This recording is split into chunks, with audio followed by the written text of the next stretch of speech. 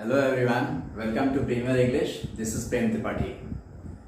दोस्तों, आज मैं एक बहुत इम्पॉर्टेंट टॉपिक टेकअप करने जा रहा हूँ ग्रामर का, जिसे कंडीशनल सेंटेंस कहते हैं। कंडीशनल सेंटेंसेस का बहुत इंपॉर्टेंस है इंग्लिश में।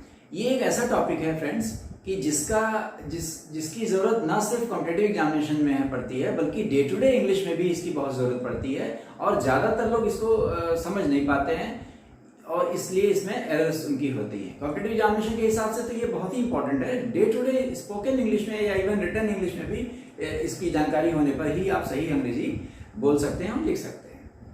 कंडीशनल सेंटेंस क्या होते हैं?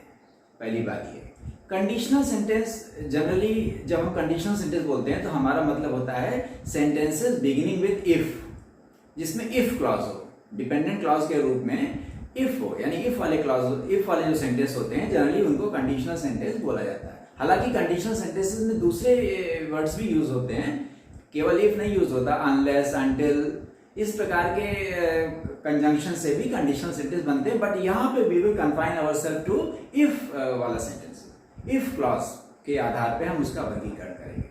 कंडीशनल सेंटेंस तीन प्रकार के होते हैं।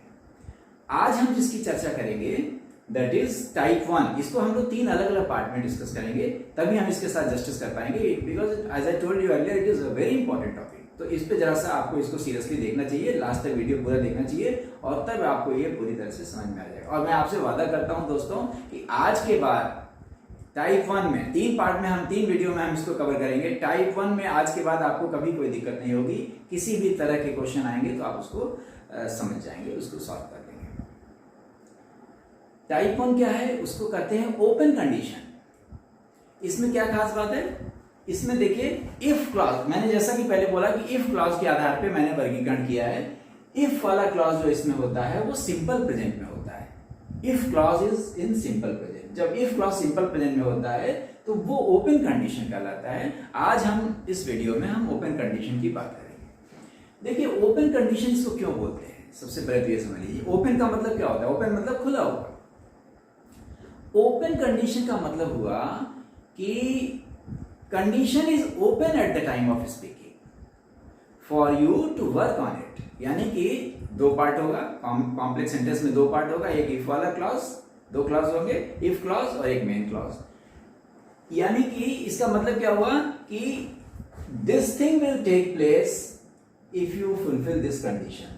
If you fulfil this condition this will take place. If you do not fulfil this condition it will not take place.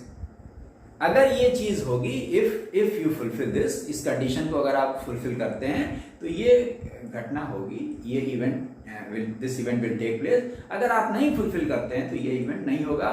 और ऐसा कंडीशन ओपन कहलाता है क्योंकि अभी कंडीशन खुला हुआ है, अभी आपके पास समय है, अभी समय बीत नहीं गया है, कंडीशन खुली हुई है। यही ध्यान दीजिएगा, इसीलिए ये नॉमेनक्लेचर उसी आधार पे है। Condition is open at the time of speaking, that's why it is called open condition. इसका स्ट्रक्चर क्या होता है? देखिए जैसे कि मैंने बोला इफ क्लॉज सिंपल प्रेजेंट में है। अब इसके भी फर्दर तीन प्रकार हो सकते हैं। इफ क्लॉज सब में सिंपल प्रेजेंट में है, लेकिन मेन क्लॉज अलग अलग ढंग से हो सकता है।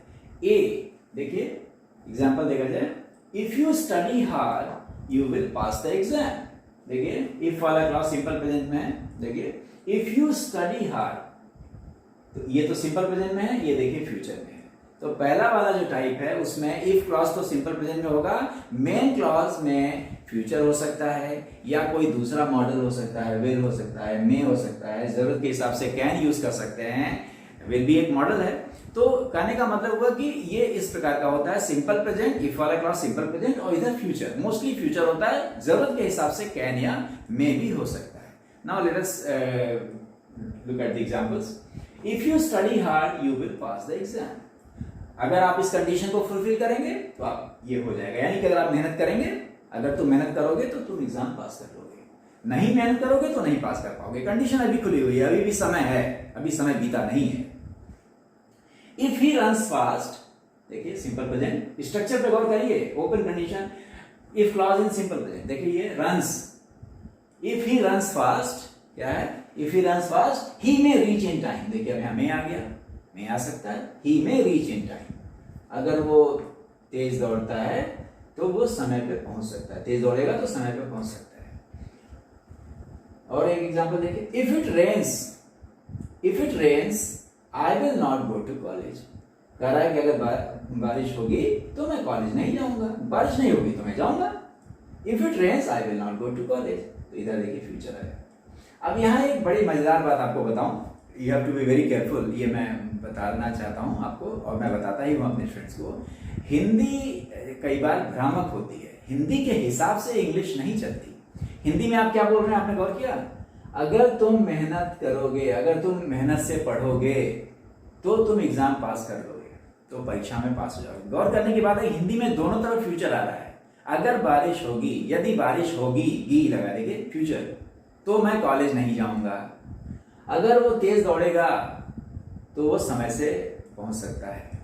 तो दोनों तरफ फ्यूचर है, जाएगा। अगर तुम मुझे बुलाओगे तो मैं आऊंगा। लेकिन इसको देख करके जो लोग ट्रांसलेशन करेंगे, लिटरल ट्रांसलेशन करेंगे, वो गलत कर देंगे। वो इफ क्लॉज को फ्यूचर में रख देंगे।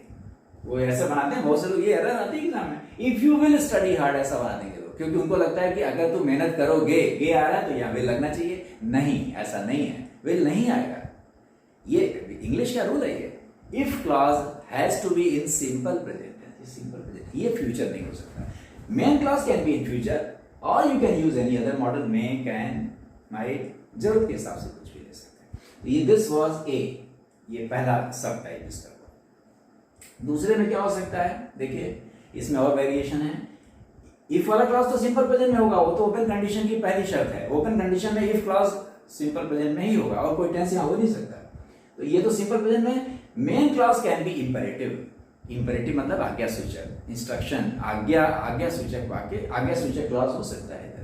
इधर क्या था, फ्यूचर था और अलग दूसरे मॉडल्स थे। यहाँ पे इंपेरेटिव हो सकता है। क्या, देखिए, if you go to market, देखिए, if you go to market please get me this medicine. कह रहा है कि अगर तुम मार्केट जाओगे, अगर तुम जाते हो तो मेरे लिए जरा ये मेडिसिन लाना, ये दवाई लेके आना, ठीक है।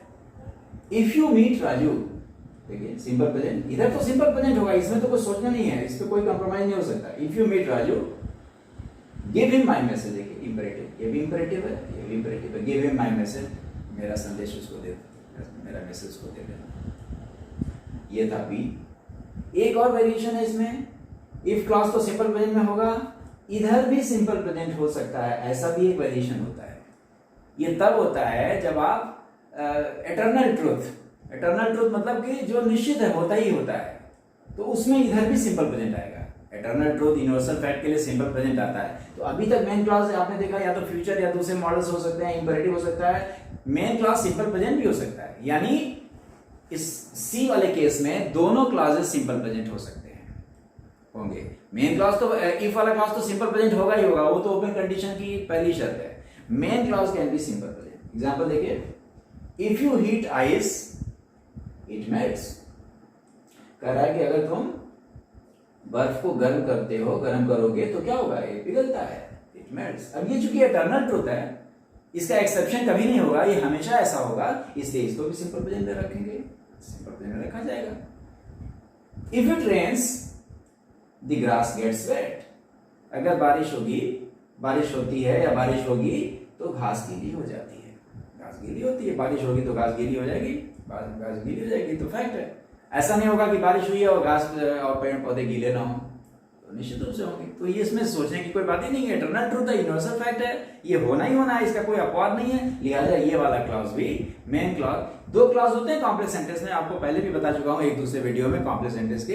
इफ वाला क्लॉज डिपेंडेंट क्लॉज होता है और ये दूसरा वाला क्लॉज जो होता है वो मेन क्लॉज होता है। डिपेंडेंट क्लॉज इनकम्प्लीट माना जाता है और मेन क्लॉज कंप्लीट माना जाता है। तो मेन डिपेंडेंट क्लॉज, इफ वाला क्लॉज तो सब में सिंपल प्रेजेंट में, वो तो आपने देख लिया। मेन क्लॉज का 3 केस हो सकता है। मेन क्लॉज फ्यूचर में या दूसरे मॉडल के साथ, ए, बी में मेन क्लॉज इंपेरेटिव और सी में main clause also in simple present. तो I hope it is very clear. Thank you for watching.